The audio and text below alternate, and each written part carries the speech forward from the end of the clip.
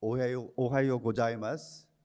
この重要なイベントに参加できて光栄です。The theme of today's Tsuruga Symposium is about next generation advanced reactors. I would like to talk about small modular reactors, or SMRs, which is a kind of next generation of advanced reactors. I will briefly talk about the global status of SMR development and IAEA activities in this area. Currently, there are 412 operating nuclear power plants in 31 countries. And in addition to these countries, there are 27 newcomer countries. 17 countries are considering nuclear power plants without having made a final decision on whether to introduce nuclear power into their energy mix or not. And 10 additional countries already made a decision to introduce nuclear power into their energy mix, and they are conducting various activities for the preparation of the commissioning of their first nuclear power plants. And there is a growing interest in SMRs among these 27 newcomer countries and 31 nuclear power plant operating countries. Small modular reactors are small in its capacity. They have the capacity up to 300 megawatt electric. And because of its small size, small capacity, and enhanced safety design features, SMRs can have enhanced safety. And also, because of its small capacity, they can operate in small grid and sometimes off-grid in remote regions. And also, the components of SMRs can be manufactured in factories, and these are transported as modules to construction site. By having this kind of approach, we can have a very shortened construction time.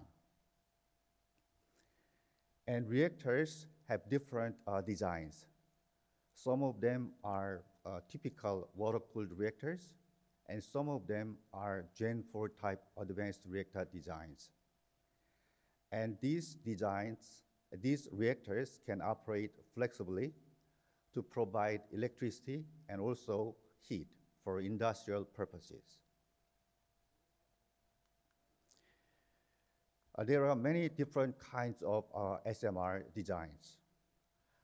We can think about a land-based water-cooled reactors, which is very similar to the design of large commercial nuclear power plants.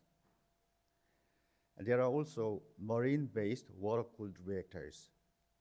These reactors are called floating nuclear power plant, which can be deployed in coastal areas and sometimes in territorial waters and international waters as well.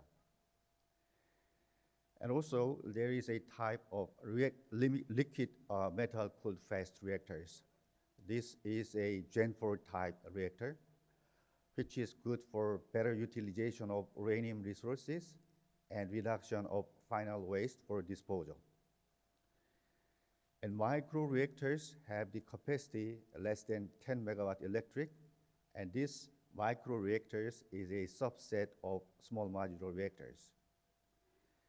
And also, molten salt reactors can operate at high temperatures under atmospheric pressure, and this molten salt reactors is also a Gen 4 type. Another Gen 4 type is high temperature gas-cooled reactors. These reactors are good for providing high temperature heat, and this high heat can be utilized for thermochemical hydrogen production, which does not emit any CO2 into the environment. And many countries are now developing many different SMR designs. according to the information collected by the IAEA, we could see 18 countries developing 83 different designs. US is developing 20 different designs, and Russia 17, China 10, and Japan is also developing 7 different designs. And among 83 different designs under development, 48 are water-cooled reactors. This is similar to currently operating nuclear power plants. And 45, which is more than half of these SMRs under development, are advanced reactor types, Gen 4 types. More specifically, 21 are high-temperature gas-cooled reactors, 13 molten salt reactors, and 8 lead-cooled fast reactors, and 3 sodium-cooled fast reactors. And this is a snapshot of all different SMR designs under development and deployment. On the right side, you can see 2 SMRs in operation. HTR-PM, which is high-temperature gas-cooled reactor, is in operation in China. And KLT-40S, which is a floating nuclear power plant, is in operation in Arctic region of Russia. And also HTTR is shown there. This is an engineering test reactor, but it has a very important role for the development of high-temperature gas-cooled reactors. And also HTR-10, which is an experimental test reactor in China, also played a very important role for the development of HTR-PM. And 3 SMRs are under construction. BREST is a lead-cooled fast reactor under construction in Russia. And ACP-100 is under construction in China, and CAREM is under construction in Argentina.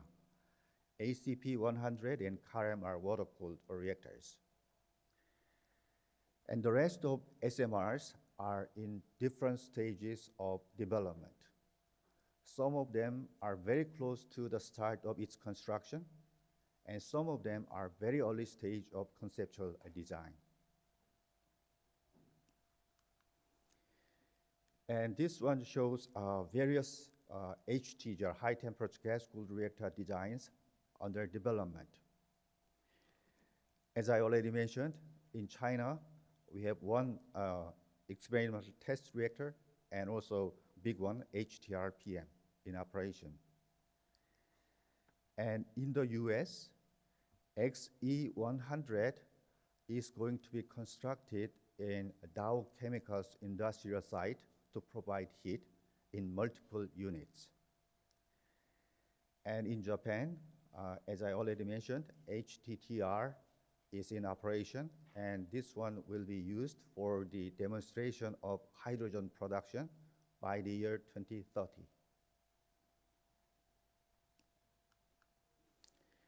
And of course, there are challenges facing successful deployment of novel SMR designs. Because of its unique design, innovative design, and also innovative deployment models, there are challenges. So safety and operating performance should be properly demonstrated, and physical, cyber, and transport security should be secured, and also to verify that nuclear facilities and materials are not diverted to non-peaceful purposes, safeguards should be properly implemented. And economies of serial construction or multiple construction with robust supply chain should be demonstrated. And because of this global deployment in different countries, the licensing framework should be harmonized for a speedy construction in different countries, especially when the supplier countries and user countries are different. And also, a legal framework should be properly established in the area of safety, security, and safeguards for its global deployment. To help our member states address these kinds of challenges, the IAEA has been conducting quite a large number of activities in different areas for so many years. These areas cover technology development, safety, security, and safeguards. And also, we started working on the harmonization of regulatory approach and also standardization of industrial approach for its global deployment. And we also have a very big technical cooperation project for member states' capacity building. About 45 countries are getting the assistance through this process. While we were conducting these activities internally within the IAEA, we realized that there is a need for us to get organized to provide better assistance to our member states. So we established SMR platform a couple of years ago to provide coordinated support from across the entire agency. That means about 19 different sections, which is a huge organization for the development, deployment, and oversight of SMRs. This portal was established, SMR portal was established to provide latest news, IAEA events, and publications on SMRs. And we are receiving inquiries and requests for assistance through this email address.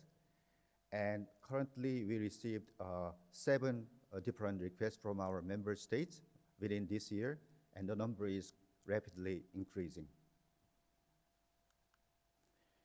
So in summary, there is growing interest in SMRs to address climate change and energy security with specific national needs.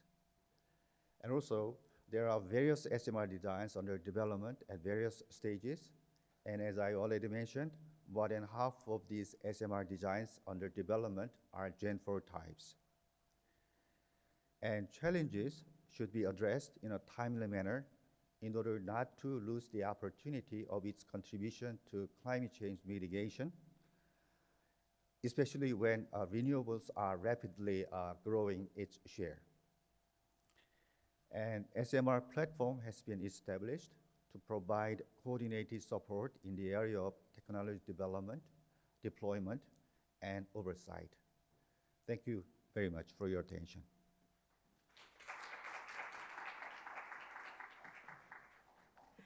それではですね、会場内からご質問をお受けしたいと思います。ご質問のある方がいらっしゃいましたら、マイクスタッフがお持ちいたしますので、挙手でお知らせいただければと思います。では、ご案内いたします。ですね、初めて私今日参加なんですけれども、第4世代ということで大変興味持っております。で、第4世代の定義といいますか、第1世代、第2世代、第3世代、これらがどういうものなのかというのはちょっと教えていただければ助かると思います。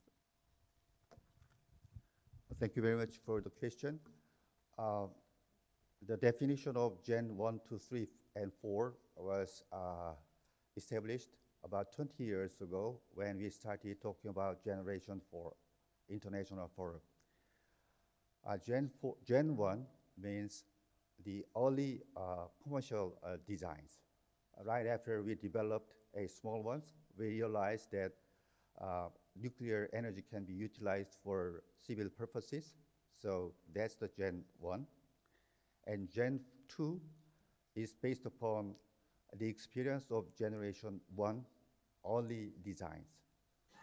And Gen 3 is an improvement of Gen 2 for the improvement of its safety and economics based upon Gen 2's experience.